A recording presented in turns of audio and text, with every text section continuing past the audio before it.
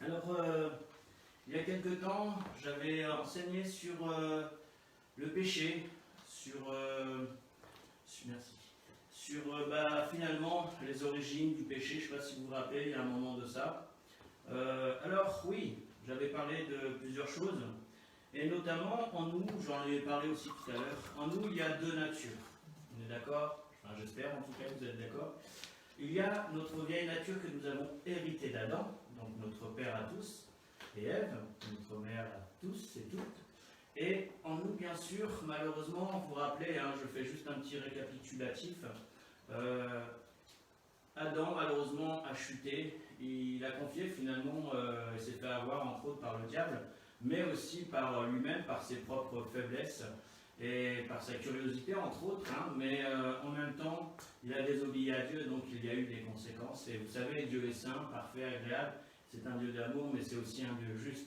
Si quelqu'un fait une bêtise, si ton fils ou ta fille fait une bêtise et que tu ne le reprends pas ou que tu la reprends pas, c'est que, faut te poser la question, est-ce que tu aimes vraiment tes enfants? Donc là c'est quand même un peu grave. Donc du coup, oui, Dieu est bon, oui, Dieu est un Dieu d'amour, mais il est aussi juste. Et rappelez-vous ce qu'il nous dit, que celui qui châtie son enfant, quand il fait des bêtises, c'est pour son bien, pour qu'il soit éduqué, pour qu'il apprenne. Alors bien sûr, je ne parle pas de matraquer votre enfant, attention, en fait, surtout pas ça, mais voilà, de le reprendre selon ce que nous dit aussi le Seigneur. Donc en nous, il y a ces deux natures. La vieille nature humaine héritée en Adam, qui a désobéi à Dieu, bah oui, parce que ce que Adam a eu, nous l'avons aussi. C'est ça l'héritage de nos pères, de nos arrière-grands-pères, arrière-grand-mères, ainsi de suite, ainsi de suite. Donc, rappelez-vous, quand vos enfants naissent, vous allez voir sur vos enfants, ceux qui ont des enfants, ou si vous n'avez pas d'enfants, sur vos frères et sœurs, que vous avez des ressemblances, pas juste physiques, mais même dans la façon de penser, il y a des ressemblances avec vos parents. Et vice-versa, et les parents ont des ressemblances avec leurs parents, et ainsi de suite, jusqu'à Adam et Ève. Et certains appellent ça la génétique. C'est vrai que les chiens ne font pas des chats non plus, on est d'accord. Mais chez l'être humain, je ne vais pas dire que c'est la même chose, mais oui, c'est tout de même la même chose. Parce que ce que nous avons hérité de notre passé, que ça soit et tout, dans tous les domaines, il y a quelque chose en nous qui a été donné par nos descendants. Que ce soit des bénédictions dans le spirituel, ou bien même des malédictions aussi dans le spirituel. Également aussi dans le matériel. Si toi tu hérites d'un château dans un endroit, bon, tu hérites, mais tu hérites de qui? De ta famille. En général, c'est ça l'héritage. De la famille, c'est rare de donner ton héritage à un étranger ou à un inconnu, surtout si tu as des enfants. À part si tu n'as pas de cœur ou Dieu te parle, enfin je ne sais pas, mais en tout cas, c'est pas naturel. Donc, l'héritage en Adam, encore une fois, est importante. Il ne faut pas négliger la nature aussi qui est en toi, cette nature adamique, mon frère. Même si tu as reçu le Seigneur Jésus-Christ dans ta vie, il y a cette nature charnelle en toi. Et comme nous dit Galate, rappelez-vous, à chaque fois, je le répète sans cesse depuis que j'enseigne, il y a cette vieille nature et ce nouvel homme que vous avez reçu en Jésus-Christ quand vous l'avez accepté comme son sauveur et son Seigneur, comme vous l'avez accepté comme votre sauveur et votre Seigneur. Oui, il s'est passé quelque chose d'incroyable.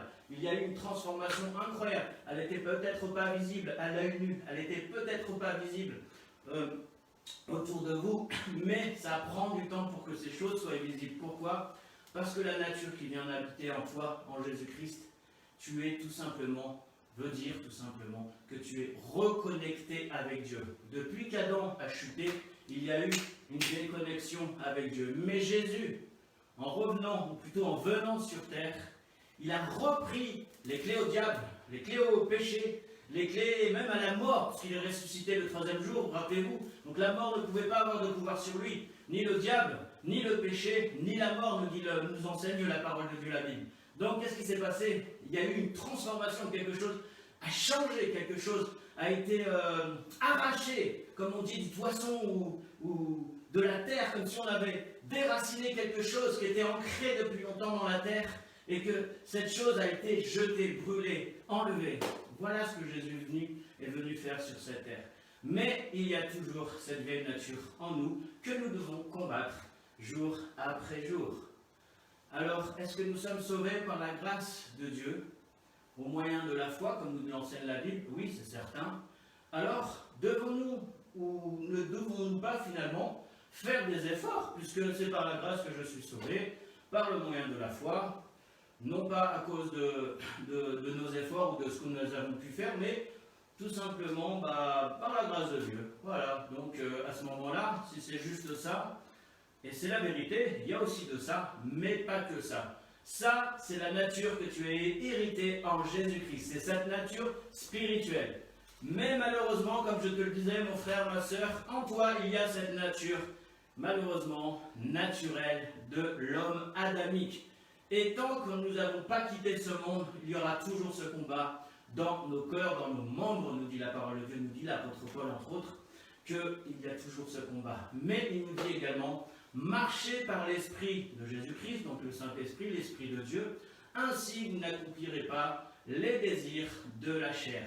Il ne nous dit pas que, oui, c'est terminé, on n'a plus rien à faire. Non, il ne nous dit pas ça, il nous dit que chaque jour est un combat. Et lui-même, l'apôtre Paul disait qu'il se battait durement pour maîtriser son corps, sa vieille nature. Pas juste sa chair, hein, comme vous et moi, ou lui, mais aussi ses pensées. Rappelez-vous, nous sommes faits de quoi? Nous avons un corps, une âme et un esprit. Et le combat a lieu en général, ça commence toujours dans l'âme, parce que c'est qui tu es, c'est comment tu as été formé, comment tu as été, avant de venir déjà au Seigneur, toutes les habitudes que tu as pu avoir, que tu as pu prendre, ainsi de suite, ainsi de suite. Il y a tellement de choses à dire. Alors, pour pas trop tarder aujourd'hui, j'ai envie de tout simplement passer au premier verset. Hop, c'est allumé. Voilà. Alors, on va commencer déjà par ce premier verset, si vous voulez bien. Alors, il nous est dit, en 1 Corinthiens 15, 50, 54. Je répète, 1 Corinthiens 15, chapitre 15, versets 50 à 54. Ce que je dis, frères, c'est que la chair et le sang ne peuvent hériter le royaume de Dieu, et que la corruption n'hérite pas l'incorruptibilité. Voici, je vous dis un mystère, nous ne mourrons pas tous, mais tous nous serons changés. En un instant, en un clin d'œil, à la dernière trompette, la trompette sonnera, et les morts ressusciteront incorruptibles, et nous serons changés. Amen. Car il faut que ce corps corruptible revête l'incorruptibilité, et que ce corps mortel revête l'immortalité. Lorsque ce corps corruptible aura revêtu l'incorruptibilité, et que ce corps mortel aura revêtu l'immortalité, alors s'accomplira la parole qui est écrite, la mort a été engloutie dans la victoire. Amen. Alléluia. Ça, c'est des bonnes nouvelles. C'est ce que je viens de vous enseigner il y a quelques secondes. Donc, c'est bien d'enseigner, mais il faut aussi mettre les versets qui vont avec, parce que vous savez, malheureusement, beaucoup enseignent, mais bon, ils racontent des fois des histoires dans le sens où ils racontent leurs petites phrases de ce qui leur arrive tous les jours et ceci, parce qu'ils ont pensé cela, mais il faut que le verset de la parole suive derrière. Parce que vous savez, la parole de Dieu, encore une fois, est bonne, parfaite, bien sûr, et agréable, mais en plus de ça, elle nous dicte notre façon de voir, plutôt la façon que Dieu voit, et ce que nous devrions plutôt, déjà pour apprendre et comprendre, et ainsi de suite. Donc, je reviens au message quand même. Donc, il est question là, de quoi? De mort. Dans ce chapitre, il est question de mort. Rappelez-vous, j'ai été crucifié avec Christ, et si je vis, ce n'est plus moi qui vis, mais c'est Christ qui vit en moi, nous dit la parole de Dieu, nous dit le Seigneur. Donc, si le Seigneur est en toi, comme nous dit ce verset, il nous dit aussi que nous allons mourir un jour, c'est certain, pour enfin revêtir ce corps incorruptible. Notre corps ne peut pas hériter du royaume céleste, du royaume de Dieu. Pourquoi? Parce qu'il est corruptible. Mais par contre, quand nous allons mourir, quand nous allons quitter ce monde, pour nous qui croyons en Jésus-Christ et qui faisons sa volonté, notre corps aussi sera changé. Je ne sais pas si ça vous est déjà arrivé, mais ça m'est arrivé une fois d'avoir une vision, et je me voyais, c'était moi. C'était au début de ma conversion, je vais vous partager un peu cette vision que j'ai eue. Je me voyais, j'avais 30 ans quand je me suis converti, Et quelques temps après, je ne savais même pas qu'on serait transformé. La Bible nous parle aussi de transformation. On ne sera plus les mêmes, on sera transformé, mais de gloire en gloire, quoi, magnifique et tout ça. Et j'avais 30 ans à cette époque-là. Et puis j'ai cette vision, je me suis vu, waouh, c'était vraiment magnifique, beau, mais j'avais 20 ans. J'avais plus 30 ans, j'avais 20 ans. J'avais pas les mêmes cheveux, j'avais des espèces de bouclettes là. Et vraiment magnifique et tout ça, et avec une belle robe blanche, je crois. Et puis une couronne autour de la tête et des bras de chaque côté. J'avais 2 couronnes en or, plus une sur la tête. Et c'était vraiment merveilleux. Je disais, waouh, mais c'est quoi? C'est moi, mais je ne me reconnais pas.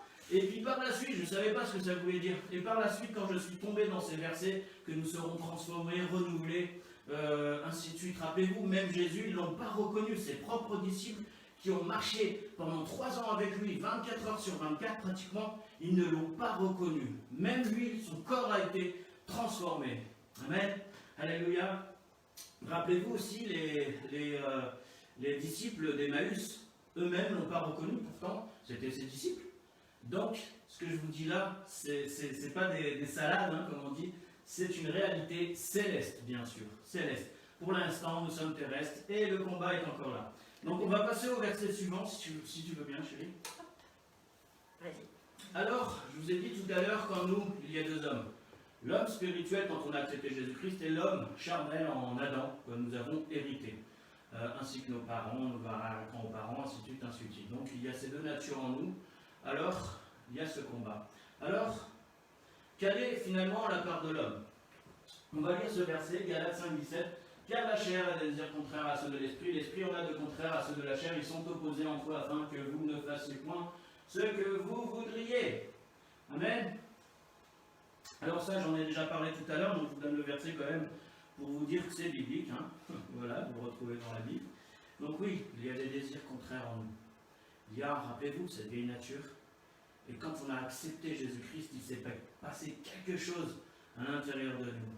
Même si nous ne le voyons pas encore tout à fait, mais un jour nous le verrons tel que nous sommes vraiment, comme nous dit la parole de Dieu. Amen. Alors, oui, mon frère, ma soeur, la question maintenant est: quelle est ta part? Il y a un livre que j'essaye d'écrire depuis des années, ça s'appelle le titre La part de Dieu, la part de l'homme. La part de Dieu, la part de l'homme. Alors, puisque nous sommes sauvés par la grâce, comme je le disais tout à l'heure, nous n'avons plus besoin d'être, secourus, puisque c'est bon, on va aller au ciel, donc c'est ok, il n'y a plus rien à faire. Je suis désolé, mon frère et ma soeur, même si c'est par la grâce de Dieu que nous sommes sauvés par le moyen de la foi en Jésus-Christ, qui nous donne la vie, même si tu as été régénéré, même si tu as été né de nouveau, tu peux encore chuter aujourd'hui, et tous ceux que je connais sont chutés. À part les orgueilleux qui me disent qu'ils n'ont jamais chuté, même être venus après Jésus-Christ, j'appelle ça des menteurs. Et rappelez-vous, les menteurs n'hériteront pas non plus du royaume de Dieu, et ni ceux qui se montent entre autres à eux-mêmes, hein, et qui malheureusement pour la plupart ne le savent pas. Donc c'est important ce qu'on va enseigner là, ce qu'on est en train d'enseigner en tout cas. Donc oui, Jésus a tout accompli à la croix. Oui, le Seigneur est venu. Oui, le Seigneur nous a sauvés par son amour, bien sûr, le Seigneur notre Dieu, en nous envoyant son Fils bien-aimé afin de nous justifier, de nous racheter de nos péchés, de notre vieille nature, de la condamnation qui pesait sur nous, car lui, rappelez-vous, et sans péché, il pouvait nous racheter. Ok? On est tous d'accord là-dessus, enfin je l'espère en tout cas. Alors, finalement, j'ai besoin de rien faire. J'ai qu'à me la couler douce, je crois en Jésus, et puis voilà, donc je suis sauvé par la grâce. Non mon frère, j'ai une mauvaise nouvelle pour toi, si tu penses ça, non. La Bible nous dit clairement que non, il y a aussi ta part. Alors quelle est cette part? Oui, bien sûr, nous sommes sauvés par la grâce de Dieu moyen de la foi, on le sait. Mais ta part à toi, finalement, qu'est-ce que tu as à faire? Alors, rappelez-vous, je vous ai dit au début qu'en nous, il y avait ce combat. Et que pour gagner ce combat entre la vieille nature charnelle et le nouvel homme régénéré en Jésus-Christ, il y a toujours ce combat tant que nous serons dans ce corps physique, entre autres. Il nous dit aussi également que tant qu'il y aura ce combat en nous, il va se passer, bien sûr, des hauts et des bas. Et ça, c'est la vie humaine en général, hein, on n'y échappe pas. Mais nous pouvons justement maîtriser notre corps. Comme je vous le disais tout à l'heure, qu'est-ce que faisait Paul? Il maîtrisait son corps de toutes ses forces. Il se forçait justement à, comme on nous dit dans la parole, à gagner la victoire, à aller jusqu'au bout, et en étant retrouvé propre avant de monter au ciel. Donc, qu'est-ce qu'il s'est forcé de faire? Il s'est forcé tout simplement d'avoir cette victoire dans son corps, dans sa chair, dans sa vieille nature. Parce qu'il y a toujours ce combat, qu'on le veuille ou non. Alors oui, peut-être mon frère, tu pêches peut-être plus en action. Donc, je ne sais pas, un exemple, par exemple, tu insultes plus personne dans la rue. Enfin là, c'est un peu poussé. Hein. Mais ça, c'est de l'action, c'est une parole aussi qui sort de ta bouche. Ou bien, tu te drogues plus. Tu te piques plus matin, midi et soir, un exemple. Ça, c'est la chair. Ok? Donc, c'est des actions, c'est des actes. Comme je le disais tout à l'heure, il y a aussi des paroles. Donc, la parole, quand tu dis, même si tu insultes pas quelqu'un dans la rue, mais que tu dis quelque chose de mauvais, ou avec un ton déplaisant sans même dire de gros mots, avec un mauvais ton, là c'est un péché mon frère, ma soeur. Donc tu as besoin du Sauveur, tu as besoin de Seigneur, mais tu as besoin aussi de maîtriser ta bouche, de maîtriser aussi tes actions, et aussi le péché en pensée. Penser à mal, vous savez, hein, l'a dit Jésus, c'est comme si tu tuais quelqu'un dans ton cœur, en pensée, oui, devant Dieu, c'est à peu près la même chose. Donc mon frère, nous sommes tous pécheurs, mais nous avons aussi besoin de maîtriser cette vieille nature. Oui, nous sommes sauvés par la grâce de Dieu, mais cette nature qui vit en nous, elle est là. Et on l'aura tant que nous n'allons pas quitter ce monde. Elle sera toujours là, il faudra toujours combattre. Alors que ce soit en action, que ce soit en parole, que ce soit en pensée. Donc voilà. Mais rassurez-vous, il y a des bonnes choses aussi. Alors aujourd'hui justement, je vais vous donner juste des petits conseils pour maîtriser et changer des vieilles habitudes qui déplaisaient à Dieu. Alors oui, Dieu a tout fait, tout accompli. Maintenant, quelle est notre part est celle-ci. Alors on va commencer avec l'épître, plutôt le livre de Job, chapitre 22, verset 28. À tes résolutions répondra le succès, sur tes sentiers brillera la lumière. Job 22, 28. Ah, c'est curieux, sur cette version 8 secondes, c'est pas la même. Mais à tes résolutions répondra le succès, sur tes sentiers brillera la lumière. Alors là, on est en train de parler de quoi, tout simplement? Des bonnes habitudes à prendre sur les mauvaises. Rappelez-vous, à tes résolutions répondra le succès, sur tes sentiers brillera la lumière. Alors, pour nous aider les uns les autres, pour, on va dire, maîtriser aussi cette vieille nature, ce corps, je vais vous parler de 4 choses. 4 points, enfin pardon, j'avais dit 5, non, 4 points essentiels. Donc la première, c'est les bonnes et les mauvaises habitudes. La seconde, c'est les bonnes et les mauvaises fréquentations. Et la troisième, c'est la nourriture, de quoi tu te nourris. Et la quatrième, c'est l'oisiveté. Donc je vais commencer par la première qui est, qu'est-ce que ce mot veut dire habitude? Alors n'oublie pas, dans ton corps, dans ta vieille nature, même dans ta nouvelle en Jésus-Christ, tu vas acquérir des habitudes quand tu vas venir à Christ. Enfin, je te le souhaite en tout cas, des bonnes habitudes, mais tu traînes derrière toi plein de casseroles et plein de mauvaises habitudes que tu as héritées depuis ton enfance, de la manière dont tu as été élevé, de la manière dont tu as pensé, de la manière dont tu as agi, de la manière là où tu as vécu, de la manière que ce soit dans un milieu favorisé ou défavorisé, ainsi de suite, ainsi de suite. Donc, tu acquiers en fait des habitudes en toi. Et parmi ces habitudes, bien sûr, il y a aussi des bonnes habitudes, mais personnellement, je pense qu'elles sont plus petites, ces bonnes habitudes, que les mauvaises qu'on acquiert au fil du temps, parce que on vieillit tout simplement, et des fois on dit, hein, on vieillit bien, d'autres moins bien, mais bon, voilà, ça c'est juste un dicton, hein, moi j'y crois pas trop. Donc, qu'est-ce que sont les habitudes? Alors le dictionnaire nous dit que l'habitude est une disposition acquise, relativement permanente et stable, qui devient une sorte de seconde nature. Elle est en quelque sorte un pouvoir qui facilite l'effort. Elle est thématisée de façon centrale par différents auteurs comme Aristote, Ravelson, Maine de Buren, je ne connais pas, mais bon, j'essaie de faire un bon anglais, mais c'est pas mon truc. Donc, l'habitude est une disposition acquise, relativement permanente et stable, qui devient une sorte de seconde nature. Elle est en quelque sorte un pouvoir qui facilite l'effort. Ah, c'est très intéressant. Alors, l'habitude, mon frère et sœur, les bonnes et les mauvaises habitudes, avant, il est bon aussi de parler de ceux qui veulent le dire, tout simplement. J'avais mis des notes tout à l'heure, avant que j'ai fait tomber mon papier.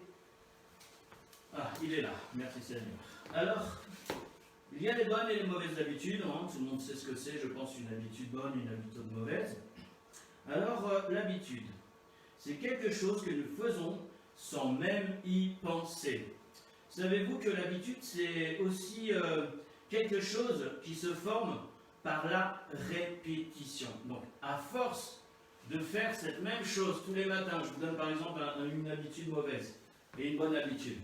Alors, tous les matins, je me lève, je vais aller prendre mon café au café du coin, ou bien chez moi, hein, peu importe. Je prends mon petit café. Moi, je vois mes voisins, par exemple. La plupart de mes voisins, là où j'habite, ils ont tous leur habitude dès qu'il est 7, 8 heures, 9 heures, chacun prend sa voiture, surtout les hommes, ils vont dans leur café, ils vont prendre le petit café et tout. Moi, c'est l'habitude de la région, je dirais. Hein. Je pense que beaucoup font ça dans la campagne, et nous, on est en campagne, donc voilà. Et c'est pas une mauvaise habitude en soi, après tout. Après, ceux qui fument, qui ont l'habitude de prendre leur café en fumant, hein, bah là, c'est quand même une mauvaise habitude, hein, on est d'accord. Donc, qu'est-ce qui se passe? On a acquis, ma femme me dit acquis, on a acquis des bonnes et des mauvaises habitudes. Donc, oui, aller prendre sa voiture, aller prendre un café le matin, c'est pas une mauvaise habitude. Après, c'est qu'est-ce qui va avec ce café, quoi. Et puis même le café, hein, je peux vous dire que ça peut être une mauvaise habitude, parce que si tu as besoin de café tous les jours, alors c'est que tu es esclave de quelque chose, donc tu es esclave de la caféine, tout simplement. Vous savez, j'avais un ami quand j'étais plus jeune, lui il était fou de Coca-Cola. S'il n'avait pas 100 litres, pourtant on était jeune, on devait avoir quoi? Cette époque-là, je me souviens de ça, parce que je voyais qu'il faisait une crise, je devais avoir 14 ans, je pense, lui pareil, et on était chez lui, puis il devenait fou parce que ses parents avaient oublié le coca, d'acheter le coca. Et comme lui, il buvait au moins 1 litre et demi par jour, et il n'était pas si gros que ça, ne vous inquiétez pas, mais un jour, il n'avait plus de coca à la maison, ses parents étaient partis, je ne sais pas, peut-être pour un week-end ou autre, et c'était la fin du monde. Je le voyais commencer à trembler, tout affolé, excité, à cause de quoi? De ce manque de coca, de ce manque de caféine, entre autres. Bon, c'était une petite anecdote, mais vous voyez, c'est des habitudes. Et notre corps aussi, il s'habitue à des choses. Pas seulement nos pensées, pas seulement notre façon de faire, mais notre corps aussi fonctionne avec les habitudes, entre autres. Donc, il est dit aussi que sur les habitudes, que 40% des choses qui se font, nous les faisons par habitude. Et en fait, ces habitudes, comme nous disait une sœur chrétienne, plutôt une expérience qui a été réalisée, je crois que c'était aux États-Unis, où il disait qu'en fait, que ce que nous faisons, en fait, c'est 40% lié à nos habitudes. Alors, les choix que nous faisons, ce sont des choix qui sont liés aux habitudes. 40% d'entre elles sont des choix que nous faisons par habitude. C'est incroyable, mais c'est la vérité. Alors, vous voyez, les habitudes, comme on dit, on la peau dure, et c'est important de connaître quelles sont tes bonnes habitudes et quelles sont tes mauvaises, et surtout celles-là, quelles sont ces mauvaises habitudes, afin justement de faire des efforts pour justement essayer de contrer ces mauvaises habitudes. Alors je vais parler de ça. Donc, vous savez que les habitudes mauvaises, on peut les acquérir, plutôt les bonnes habitudes, on peut acquérir de bonnes habitudes en 21 jours. Encore une expérience qui a été faite. Et d'après cette expérience encore américaine, qui nous dit qu'au bout de 21 jours, tu peux acquérir une bonne attitude et être stable dans cette attitude et cette habitude que tu prends chaque jour. Mais par contre, il est dit aussi clairement qu'il y a plusieurs habitudes. Vous avez les habitudes émotionnelles, les habitudes physiques, j'en ai parlé tout à l'heure, mentales, de la manière dont tu penses, spirituelles. Oui, des habitudes spirituelles. Alors, qu'est-ce que c'est que des habitudes spirituelles? Tout ce qui s'accroche à Dieu, tout ce qui est esprit, donc comme je vous parlais tout à l'heure. Bien sûr, hein, nous savons qu'il y a plusieurs sortes d'esprits, les démons, le diable, tout ça, mais il y a aussi Dieu. Donc il y a la droite et la gauche, comme on dit, il y a aussi le bon et le mal, le bien et le mal. Donc spirituellement, il y a des bonnes habitudes que tu peux prendre. Alors qu'est-ce que sont ces bonnes habitudes? Tout simplement le fait de lire ta Bible le matin. Spirituellement, tu t'éveilles. Intérieurement, tu t'éveilles. Quand tu lis ta Bible, quand tu pries le Seigneur, quand tu le loues, quand tu vas au culte aussi, ou une réunion dans la semaine à l'église, quand tu vas communier, quand tu vas adorer, quand tu vas méditer, par exemple dans la forêt. Moi j'aime bien aller méditer dans la forêt, mais avec le confinement c'est un peu compliqué maintenant. Mais voilà, ça ce sont des bonnes habitudes et c'est des habitudes spirituelles. Et ces habitudes sont bonnes. Après, si tu les acquiers, au bout d'un certain temps, ça te prenait la tête de te lever le matin pour aller prier, dès que tu te réveillais pour aller prier, pour même des fois te lever une heure en avance, pour prier, pour adorer, pour louer, pour communier avec Dieu, tout simplement, comme j'aime à le dire. Ben, si tu prends cette habitude et que tu te forces un peu, au bout de 20 jours, peut-être un mois pour certains, peut-être un peu moins pour d'autres, cette habitude va être tellement ancrée en toi que tu ne pourras plus t'en passer. Pourquoi? Parce que tu as acquéri cette habitude avec le temps. Et à la fin, ce sera plus compliqué pour toi de te lever. Ça va être instinctif, tu vas te réveiller même sans réveil, et tu vas te lever, tu vas le louer, adorer le Seigneur, ainsi de suite, et communier avec ton Dieu. Amen. Donc ça, c'est une bonne habitude à prendre, bien sûr, spirituellement aussi, parce que comme je vous l'ai dit tout à l'heure, il y a aussi des habitudes mauvaises et bonnes habitudes émotionnelles. Alors qu'est-ce que c'est que les habitudes émotionnelles? Vous savez, il y a des gens qui sont tellement sensibles à l'intérieur de leur cœur que émotionnellement, ils confondent entre le bien et le mal. Oui, avec les émotions, si on est trop émotionnel, on n'arrive plus à distinguer, comme on dit, le blanc du noir, le vrai du faux. Tout simplement, pourquoi? Parce que j'agis avec mes émotions. Rappelez-vous, quand on se marie, au début, malheureusement, il y a beaucoup de couples qui se marient par émotion au départ, et ça ne se passe pas très bien au bout d'un certain temps, parce qu'il manque encore plein de choses à côté. Donc j'en parlerai un autre jour. Mais les émotions aussi comptent beaucoup dans notre façon de marcher dans la vie et surtout dans nos habitudes. Nous avons aussi les habitudes financières. Alors quand on est un dépenseur de première, comme moi je l'étais avant, maintenant je me suis calmé. Ma femme au contraire, elle ne dépense pas beaucoup, tranquille, enfin ça va en tout cas, elle a une bonne gestion, hein, c'est un peu normal, elle a travaillé dedans pendant 20 ans. Donc voilà, ça, vous voyez par habitude pendant 20 ans, comment elle gère ses budgets, tout ça, donc encore une preuve que ces habitudes-là fonctionnent. Voilà.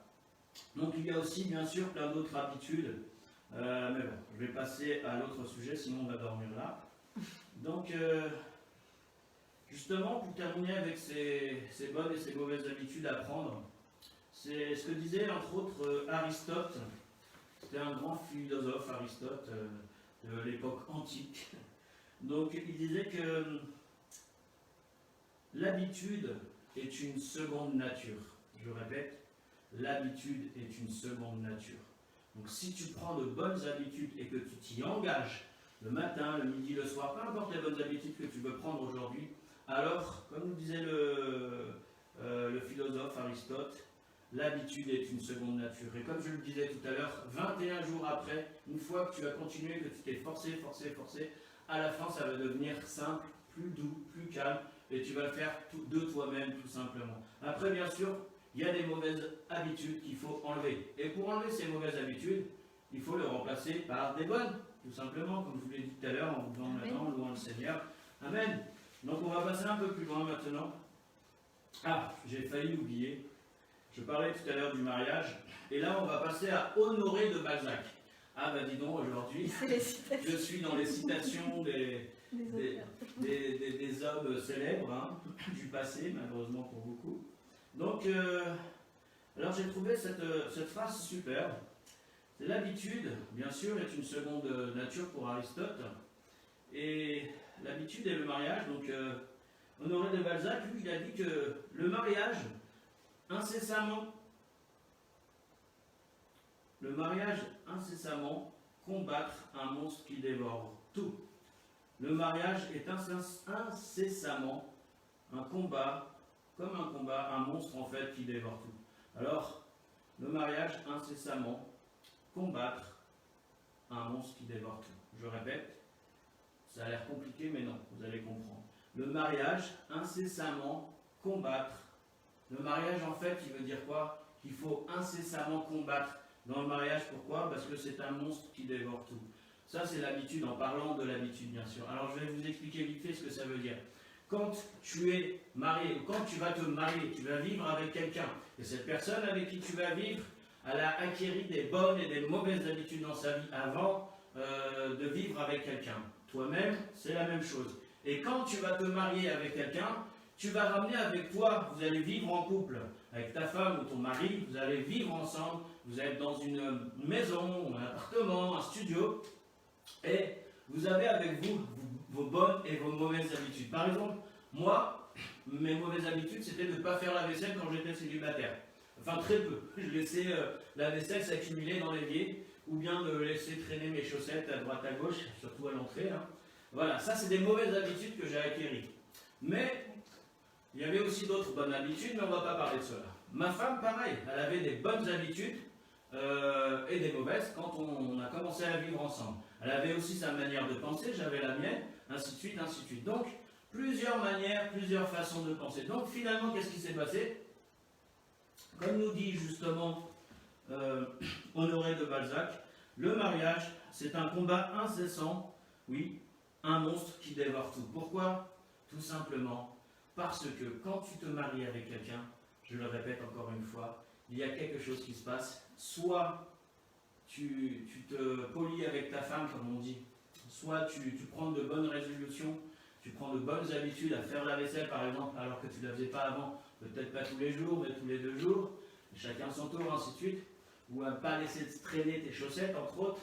Et ma femme est en train de sourire, mais bon. Bon, je trouve que je me débrouille mieux qu'avant. Et bon, après, c'est mon point de vue. Après, donc, combattre, oui, quand on se marie, on ramène avec soi des bonnes et des mauvaises choses. Vous savez, beaucoup de divorces se font malheureusement, parce qu'une fois qu'ils sont ensemble, ils ne s'entendent plus. Pourquoi ils ne s'entendent plus? Tout simplement parce que ils ne connaissaient pas finalement la personne. Ils connaissaient peut-être la personne, la manière dont il fonctionnait, la manière dont il marchait avant qu'il se marie. Mais qu'est-ce qui s'est passé? Tout simplement, il s'est passé que quand tu vis avec quelqu'un, là, tu découvres vraiment qui est la personne et tous ses défauts. Au début, vous rappelez-vous, c'est toujours plus, je l'aime, moi non plus, enfin, moi aussi, ainsi de suite. Et puis par la suite, bah, on commence à être plus, moins, donc, ah oui, mais quand même, il a acquis quand même de mauvaises habitudes, celui-là ou celle-là. Ah oui, mais quand même, là, je suis pas sûr de pouvoir supporter. Alors comment faire? Frères et sœurs, vous qui êtes mariés, ne divorcez pas, s'il vous plaît. Hein, le Seigneur nous dit de ne pas divorcer, sauf pour cause d'adultère. Et encore, il dit le mieux c'est de pardonner, mais à chacun est libre. Ma femme me dit que l'heure tourne. Donc, qu'est-ce qu'il y a à faire? Tout simplement, il faut accorder vos violons. C'est-à-dire, ok, chérie, tu as cette mauvaise habitude, s'il te plaît, elle me dérange vraiment, change-la. Fais tes efforts en tout cas. Et puis, pareillement, tu peux dire, oui, bah écoute, toi c'est pareil, il y a cette habitude-là que j'aime pas, et s'il te plaît, change ça aussi. Ok, là on s'écoute, super, merci Seigneur, gloire à Dieu. Mais, si j'écoute pas l'autre et que l'autre ne m'écoute pas non plus, automatiquement il va y avoir un clash, comme on dit, donc ça va pas le faire, ça va pas aller. Mais par contre, si je fais des compromis avec ma femme, je parle pas de mauvais compromis, de bons compromis, pour prendre sur moi, afin d'acquérir des bonnes habitudes, encore une fois, là, ça peut fonctionner, mon ami, et c'est comme ça que ça devrait fonctionner. Alors, encore une fois, oui, des habitudes, on pourra en parler pendant des heures. Il y a des bonnes, des mauvaises habitudes, mais remplace ces mauvaises habitudes par des bonnes. Amen. Alors, je termine juste pour les habitudes. Après, je vais aller très vite. Les bonnes fréquentations maintenant. Donc rappelez-vous, pour avoir et acquérir de bonnes habitudes, déjà, par exemple, quelles sont les bonnes habitudes pour un frère chrétien? Apprendre tous les jours, par exemple, la prière, lire sa Bible, les réunions d'église, ainsi de suite, entre frères et sœurs, la louange, la méditation, les livres et vidéos d'enseignement entre autres chrétiens, la communion entre frères et sœurs, pour ne pas se perdre dans le monde, ainsi de suite. Donc ça, c'est des bonnes habitudes à prendre. Mais aussi, si tu as des problèmes face à un péché ou quelque chose qui te presse, tu peux justement détruire ces mauvaises habitudes parce qu'elles sont obligatoirement parties à partir de mauvaises habitudes. Et c'est ça aussi que tu peux changer. Rappelez-vous, tout à l'heure, je vous disais que 40% de ce que nous faisons vient de notre habitude que nous avons acquérie pendant des années. Alors, je vais passer maintenant au second sujet. Donc, comment vaincre le péché? Donc, en changeant nos mauvaises habitudes, bien évidemment. La seconde, c'est les fréquentations. Ah là, c'est important. On va prendre 1 Corinthiens 15, 33. Il est dit, ne vous y trompez pas, les mauvaises compagnies corrompent les bonnes mœurs. Amen. Donc, il est dit que les mauvaises compagnies corrompent les bonnes mœurs. Oui. Comment vaincre le péché, c'est le thème, hein, rappelez-vous. Donc, mon frère, ma soeur, moi, mon père étant enfant, il me disait, dis-moi qui tu fréquentes et je te dirai qui tu es. Bah oui, ok, très bien. Dis-moi qui tu fréquentes et je te dirai qui tu es. Et la parole de Dieu nous dit justement la même chose. Il nous dit entre autres, hein. Donc oui, dis-moi qui tu fréquentes et je te dirai qui tu es. Donc les bonnes fréquentations engendrent forcément des bonnes choses. Mais les mauvaises fréquentations, mon frère, ma soeur, vont engendrer tôt ou tard la malédiction. Or ça, c'est garanti. Un exemple. Si mes amis sont des voleurs, moi, je vais finir par devenir quoi? À un moment donné, même si je ne suis pas voleur à la base, si je continue à les fréquenter, ces personnes-là, qu'est-ce qui va se passer? Tu vas certainement commencer à voler dans les magasins. Là, je parle surtout aux jeunes, aux enfants. Bon, voilà ce qui risque d'arriver. Mais pourquoi? Parce que tu es influencé par l'extérieur. Et les habitudes, les mauvaises habitudes, nous influencent ça vient de quelque part. Donc les bonnes fréquentations, là on est sur les bonnes fréquentations, excusez-moi. Donc 1 Corinthiens 15, 33 nous dit que les mauvaises relations corrompent les bonnes mœurs. Et ça c'est véritable et c'est véridique. Dis-moi qui tu es et je te dirai, dis-moi qui tu fréquentes et je te dirai qui tu es. Si tu fréquentes des voleurs, comme je viens de le dire, tu deviendras voleur toi aussi. Si tu fréquentes des sages, tu acquerras de la sagesse. Ah, là c'est plus intéressant. Après, ça ne veut pas dire que avoir des amis sages autour de soi, c'est bien sûr, il en faut, hein, heureusement, mais c'est quand même mieux que des amis voleurs, par exemple. Hein, il n'y a pas photo. Donc, je ne sais pas ce que vous voulez pour vos enfants. Est-ce que vous voulez que vos enfants ils vivent ou ils se mettent avec des bandits, pour devenir à la fin des criminels, ou bien avec des gentils, pour devenir bons finalement. Hein, même si la nature humaine, par nature, on dit qu'elle n'est pas bonne, mais en Christ, elle change. Amen. Donc oui, les fréquentations sont importantes. Alors, rappelez-vous, comment combattre le péché? J'ai parlé des bonnes habitudes, des bonnes fréquentations.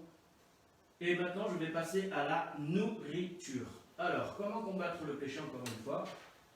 On va passer maintenant à Luc, chapitre 4, verset 4. On parle de nourriture, rappelez-vous, c'est Jésus. Jésus lui répondit, il est écrit, l'homme ne vivra pas de pain seulement, mais de toute parole que Dieu prononce. Amen. Alors, il est dit, l'homme ne vivra pas de pain seulement, mais de toute parole que Dieu prononce. Amen. Alors, qu'est-ce que ça a à voir? Alors, comment vaincre le péché avec la nourriture? Ben, c'est pas compliqué. La parole de Dieu est claire là-dessus. Je vais vous raconter un petit exemple. Il y avait 2 loups. D'habitude, je parle des chiens, maître chien, mais là, j'échange. Aujourd'hui, ça va être 2 loups. Alors, il y a un loup qui est, on va dire que 2 loups sont en train de se battre, et parmi eux, il y en a un qui perd, et l'autre, bien sûr, qui gagne, hein, c'est logique. Et pourquoi l'un a perdu et l'autre a gagné? Alors qu'ils sont ils ont exactement les mêmes qualités, les mêmes valeurs, les mêmes forces, enfin tout ce qu'ils ont pu acquérir. Plutôt les mêmes forces, je ne suis pas sûr, mais il s'est passé quelque chose. Vous avez compris, c'est qu'il y en a un, il n'avait rien mangé depuis 2 semaines, c'est celui qui a perdu, et l'autre, ça faisait 3 jours qu'il avait mangé. Tout simplement, pourquoi il a gagné? Parce qu'il s'était nourri, il avait mangé. Son corps était assez costaud pour non seulement se battre, mais pour avoir la victoire. Alors c'est pareil avec nous, avec Dieu. Quand nous lisons notre Bible, fréquemment, souvent, quand nous prions le Seigneur, quand nous sommes en communion avec Dieu, nous nous remplissons de Dieu. Donc nous devenons plus forts aussi spirituellement. spirituellement. Donc oui, mon frère, moi, ma soeur, la nourriture est importante. Pas que la nourriture matérielle, mais aussi et surtout la nourriture spirituelle, la parole de Dieu. Amen, entre autres. Donc Jésus, rappelez-vous, quand il a été tenté par le diable dans le désert, qu'est-ce qui s'est passé? Il a dit, une fois qu'il a terminé son jeûne de 40 jours, il avait faim, et le diable lui insuffle, une pensée en tout cas, et il lui dit, si tu es le Fils de Dieu, ordonne donc à ces pierres et transforme-les en pain. Si tu es donc le Fils de Dieu, il était dans le désert. Hein. Et Jésus, la réponse qu'il lui a donnée au diable, c'est l'homme ne vivra pas de pain seulement, mais de toute parole qui sortira de la bouche de Dieu. Donc vous voyez, la nourriture est une chose très très importante. Pas que physiquement, mais surtout bien sûr spirituellement, pour ton âme également. La nourriture, alors moi je suis un peu grave ces derniers temps, alors, je vais dire que c'est à cause du confinement, hein, voilà, c'est une excuse. Et bien sûr que non, c'est pas à cause du confinement, mais je sais que je dois travailler pour prendre de bonnes habitudes, pour manger moins et surtout moins de bêtises, moins de chocolat que j'aime beaucoup par exemple, entre autres. Voilà, donc encore une fois, oui, il y a des bonnes habitudes à prendre, il y a aussi les bonnes fréquentations à avoir pour vaincre justement, pour combattre ce péché, pour combattre le péché en général. Et on nous parle aussi de cette nourriture qu'il faut avoir. Rappelle-toi, il y a un proverbe qui dit, enfin je ne sais pas si c'est un proverbe, mais on dit que tu es ce que tu manges. Et c'est vrai, si tu manges sainement, tu vas te sentir en bonne santé, à heure régulière, avec voilà, bon, 5 fruits et légumes par jour, bah, c'est bien si tu es riche ou si tu as de l'argent, mais quand tu es pauvre, 5 fruits et légumes par jour, il faut dire la vérité, c'est pas non plus évident pour certains. Donc voilà, sinon tu fais comme moi, tu plantes dans le jardin des légumes. Amen. Donc oui, la nourriture est vraiment importante. Maintenant, on va passer à un quatrième point, je vais vous laisser tranquille juste après. On va parler maintenant de l'oisiveté. Alors, Proverbe 6, 9 à 11, il est dit, « Paresseux, jusqu'à quand seras-tu caché? Quand te lèveras-tu de ton sommeil? Un peu de sommeil, un peu d'assoupissement, un peu croiser les bras, les mains pour dormir. Et la pauvreté te surprendra comme un rôdeur, et la disette comme un homme en armes. » Waouh! J'aime beaucoup ce verset, on peut le relire. Paresseux, jusqu'à quand seras-tu couché? Quand te lèveras-tu de ton sommeil? Un peu de sommeil, un peu d'assoupissement, un peu croiser les mains pour dormir, et la pauvreté tu surprendras comme un rôdeur, et la disette comme un homme en armes. Waouh! Alors, là on est au quatrième point, c'est l'oisiveté. Rappelez-vous, l'oisiveté est mère de tous les vices, comme on dit. Comment vaincre le péché? Rappelez-vous du sujet. L'oisiveté. Maintenant, on est à l'oisiveté. Quatrième point. Alors, l'oisiveté est mère de tous les vices.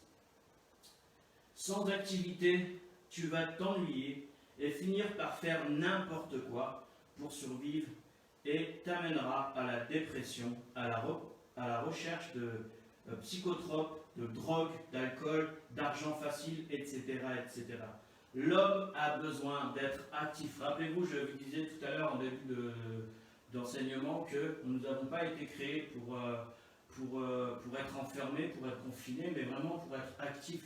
On est comme ça, c'est notre nature. C'est comme ça que Dieu nous a créés, pour vivre, parce que nous sommes vivants, nous dit le Seigneur, et que lui-même est vivant. Donc, il ne nous a pas créés pour être oisifs, pour être dans son fauteuil ou sur son canapé devant sa télévision pendant toute la journée durant le confinement. Je vous assure, la plupart des gens, beaucoup en tout cas, c'est ce qu'ils ont dû faire pendant le confinement. Télévision, télévision, télévision, et je change de chaîne, et je change de scène. Un peu comme des zombies. Alors que même pendant le confinement, on pouvait être actif. On pouvait faire du sport. Moi, je me souviens d'un frère qui fait ça tous les jours, pratiquement tous les jours. En plus, il était professeur de fitness avant, il est pasteur, il travaille à Juif, il est missionnaire à Juif pour Jésus, donc je ne sais pas pour ceux qui connaissent.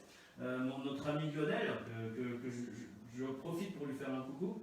Et voilà, bah, lui, qu'est-ce qu'il a eu comme idée? Bah, tout simplement, chaque jour, de mettre en direct sur YouTube Fitness et foi. Il a appelé ça Fit et foi. Donc fitness, il faisait du fitness, des exercices physiques et tout ça, pour justement, tous les matins, pour justement faire profiter les autres de son ancien travail, de son ancien métier de professeur de fitness. Et en même temps, bah, ça a béni beaucoup d'autres personnes, parce que beaucoup étaient oisifs à rien faire dans leur maison. Ils étaient tout simplement en dépression pour certains, mais le fait d'avoir fait ces exercices, tous ceux qui ont pu le suivre sur Fit et Foi, pratiquement tous les matins, je crois que c'est 10h ou 11h, quelque chose comme ça, et ben ça les a bénis, ça les a fortifiés, ça les a aussi gardés, ça a enlevé aussi un peu de stress de leur côté, et ainsi de suite. Donc, oui, l'oisiveté est mère de tous les vices. C'est un verset, enfin, c'est une parole, un proverbe que nous disons, et c'est la réalité. L'oisiveté est vraiment mère de tous les vices. Et rappelez-vous, généralement, ceux qui sont assis, les jeunes là, qui sont toujours devant leur console, alors est-ce qu'ils sont en action? Non, pas du tout. Et malheureusement, la plupart des jeunes aujourd'hui, c'est ça, c'est console vidéo, console, ils restent jusqu'à 2h, 3h du matin ou toute la nuit, des fois pendant 48 heures sans dormir, et ils lâchent pas les nouveaux jeux qu'ils viennent d'acheter ou qui ont eu comme cadeau. Et ben voilà, ça c'est aussi une forme d'oisiveté, même une grosse forme d'oisiveté, mais qui vous plonge vraiment très bas, parce qu'une fois que vous êtes complètement par la suite dévalorisé, mais vous dévalorisez vous-même, donc c'est vraiment important d'être actif. Dieu ne nous a pas créés pour être inactifs. Je vais aussi vous donner ce verset qui traite. Oula, qu'est-ce qui s'est passé? Ah, ça fonctionne plus. Reviens en arrière. Ben, C'est échappe, reviens en arrière. alors, je suis vraiment désolé, on a un petit souci technique. Je ne sais pas ce qui s'est passé, l'écran. Voilà, ben, il était oisif, c'est le cas de le dire. Voilà. Donc, même l'écran était oisiveté. Non, c'est pas ça. Oui, c'est ça. Merci. Non, c'est oui. Non. Bah, là, Oui, tu c'est ça. avances. 1 Timothée. Avance, voilà. Donc 5.13, il nous a dit quoi sur l'oisiveté? Avec cela étant oisives, elles apprennent à aller de maison en maison, et non seulement elles sont oisives, mais encore causeuses et intrigantes, disant ce qu'il ne faut pas dire. Alors je répète, avec cela étant oisives, elles apprennent à aller de maison en maison, et non seulement elles sont oisives, mais encore causeuses et intrigantes, disant ce qu'il ne faut pas dire. Là, l'apôtre Paul est en train de nous dire que ce sont des veuves, en fait, des jeunes veuves, voilà, qu'on marie, ainsi de suite, on a compris.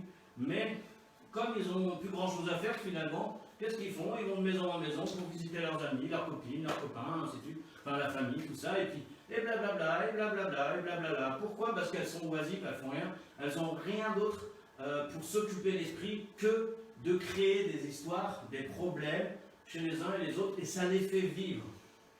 C'est ça l'oisiveté. Voilà quoi peut mener l'oisiveté. Quand tu t'ennuies, obligatoirement, tu vas risquer de faire des bêtises, que ce soit avec ta bouche, que ce soit pour créer en fait tout simplement un univers autour de toi, pour croire que tu existes, pour te faire croire que tu existes, mais malheureusement on sait où ça mène, l'oisiveté est mère de tous les vices. Donc je ne vais pas aller plus loin aujourd'hui, et je terminerai juste avec ceci. Rappelle-toi, l'oisiveté peut t'amener loin dans le mal, dans les ténèbres, à rechercher des psychotropes, des drogues, toutes ces choses mauvaises, parce que tu t'ennuies tellement que tu ne cherches pas à faire des choses. Par exemple, tu peux t'inscrire par exemple dans une association, tu peux faire plein de choses selon ce qu'il y a dans ton cœur, mais rappelle-toi encore une fois, mon frère, ma soeur, ne reste pas oisif, parce que l'oisiveté est mère de tous les vices. Encore une fois, j'aimerais juste terminer avec ce chapitre de fin. C'est tout simplement Matthieu, chapitre 6, 33. Cherchez premièrement le royaume et la justice de Dieu, et toutes ces choses vous seront données par-dessus. Je répète, cherchez premièrement le royaume et la justice de Dieu, et toutes ces choses vous seront données par-dessus. Amen. Alors oui, cherchons toutes ces choses.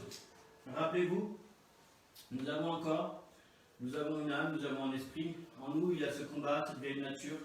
Nous avons hérité en Adam, mais il y a aussi pour ceux qui appartiennent à Jésus-Christ et qui l'ont accepté comme Sauveur et Seigneur dans leur vie, qui le suivent, il y a aussi de l'espoir. Et ce combat a été déjà vaincu à la croix il y a plus de 2000 ans, rappelle-toi, c'est Jésus. Et par l'Esprit qui nous a envoyés, et par l'Esprit qui habite en toi, enfin en tout cas si tu appartiens à Jésus-Christ, il y a aussi le Saint-Esprit. En tout cas, je t'invite, si tu n'as jamais reçu le Saint-Esprit, je t'invite à prier tout simplement Dieu, au nom de Jésus-Christ et par Jésus-Christ, pour te remplir du Saint-Esprit. Et en nous, il y a ces deux natures, n'oublions pas. Il y a l'Esprit de Dieu quand on a accepté Jésus, et il y a la vieille nature. Et il y a toujours ce combat, qu'on le veuille ou non. Alors je terminerai juste avec ces choses, avec ces phrases-là. C'est tout simplement que ce combat, il sera gagné tout simplement quand tu vas, entre autres, pour t'aider. Je ne suis pas là pour non plus te dire des bêtises ou autres, mais il y a ce combat dans ton cœur, dans ton corps, dans tes pensées, dans ton âme. il faut que tu maîtrises ce corps. Et oui, notre part, en fait, c'est ça. De maîtriser notre vieille nature et de dominer sur elle. Comme dit la parole de Dieu, relève ta tête et domine sur le péché, entre autres, sur le diable et toutes ces choses. Donc il nous a donné la force. Il n'y a pas de doute, il n'y a pas de souci par rapport à cela. Mais avant, il faut mourir à soi-même pour naître de nouveau. Et mourir, c'est avec Christ qu'on meurt. Et c'est aussi avec Christ qu'on ressuscite. Amen. Pour acquérir cette nouvelle nature que nous avons héritée par Jésus-Christ. Amen. À tous ceux qui le croient et qui veulent le suivre, bien sûr. Donc rappelez-vous ces choses-là. C'est important. Mais nous avons et nous devons combattre. Alors aujourd'hui, mon message, oui, tu es sauvé par la grâce de Dieu au moyen de la foi. Mais, bien sûr, c'est largement suffisant. Mais n'oublie pas que toi aussi tu as un combat. Donc comment est-ce que tu peux triompher sur l'ennemi, sur ta vieille nature, sur ses mauvaises habitudes? C'est tout simplement en prenant de bonnes habitudes, comme je vous l'ai expliqué tout à l'heure. Premièrement, prendre de bonnes habitudes, que ce soit en pensée aussi, en parole, en action. Voilà, donc le champ est très vaste sur les moyens dont tu gères tes finances, ainsi de suite, ainsi de suite. Il y a aussi, vous vous rappelez ce que j'ai dit en deuxième point, les bonnes fréquentations. Dis-moi qui tu es et je te dirai. Dis-moi qui tu fréquentes et je te dirai qui tu es. Rappelle-toi, c'est aussi important. Si tu fréquentes des bandits, tu vas finir bandit. C'est obligatoire, c'est même sûr. Surtout un certain temps. Si tu fréquentes des gens gentils, sympas, qui sont tranquilles, tu seras tranquille toi aussi. Donc ça, c'était le deuxième point. Le troisième point, je vous le rappelle, c'est la nourriture. Rappelez-vous des deux loups. Nourrissez-vous de Dieu. Nourrissez-vous de sa parole. Nourrissez-vous des bonnes choses. Pas seulement pour votre corps, mais aussi pour votre âme. Car le siège de vos sentiments, de vos pensées, ainsi de suite, elles sont dans votre âme. Bien sûr. Amen. Donc, quatrième point, j'ai parlé aussi de l'oisiveté. Donc, l'oisiveté est mère de tous les vices. Rappelez-vous ceci. 1. Prenez des bonnes habitudes en pensée, en parole, en geste, la manière dont vous vivez. 2. Ayez de bonnes fréquentations. 3. La nourriture, pas seulement matérielle mais aussi spirituelle. 4. L'oisiveté. Ne sois pas oisif car l'oisiveté est mère de tous les vices. Donc ces 4 points pour t'aider, mon frère, ma soeur, à combattre ta vieille nature charnelle, à combattre le péché. Voilà ce que Dieu nous demande de faire. Et nous, bien sûr, nous sommes sauvés, bien sûr, par la grâce de Dieu uniquement au moyen de la foi, mais pour maîtriser ce corps, je me répète, je le sais bien, mais pour maîtriser ce corps, si vous faites ces 4 points, vous allez voir, il va y avoir un changement qui va se passer dans votre vie. J'espère que le message a été bénéfique pour vous, comme pour moi et ma femme. Et bien sûr, on vous dit à très bientôt, soyez bénis, à très bientôt. Que le Seigneur, excusez-moi pour avoir un peu bafouillé vers la... Bafouillé vers la fin. Je m'étais un peu perdu, mélangé les pinceaux, mais bon, voilà. Donc, encore une fois, merci Seigneur pour ce que tu fais. Merci Seigneur de changer notre façon de voir, notre façon de penser. Merci de guérir aussi nos blessures, Seigneur, et que nous acquérons ces bonnes habitudes à prendre, Éternel notre Dieu, ainsi que nous fréquentions, Seigneur, si nous fréquentions des personnes que tu n'agréis pas, mon Dieu, qui font n'importe quoi, Seigneur, te prions de nous sortir de ces fréquentations malsaines pour nous, Seigneur, pour nos frères et sœurs aussi qui regardent. Garde-nous, Seigneur, les uns les autres. Je te remets aussi également, Seigneur notre Dieu, de ne pas être oisifs. Donne-nous, Seigneur, d'être des gens actifs, non seulement actifs pour toi, actifs en esprit, actifs en bonnes choses aussi, Seigneur. Je te remets aussi également tous ceux qui ont un combat dans leur cœur, dans leurs pensées, tous ceux qui traversent des difficultés en ce moment dans le confinement avec le mariage, et qui sont en train de divorcer. Seigneur, étends ta main sur eux et merci Père de les garder tout simplement. Alors merci mon Dieu pour tes bienfaits au nom de Jésus-Christ. Amen et amen. Amen. Amen. Amen. Merci Seigneur pour ce message que tu nous as donné. Et je voudrais terminer par un encouragement car la parole de Dieu nous dit que nous avons la force en nous pour accomplir tout ce travail. Et Dieu nous dit que nous sommes plus que vainqueurs en Jésus-Christ, par notre Seigneur Jésus-Christ. Donc vous êtes plus que vainqueurs en Jésus-Christ. Gardez cette parole dans vos cœurs et que Dieu vous bénisse. Amen. À très bientôt. Au revoir. Soyez bénis. Soyez bénis.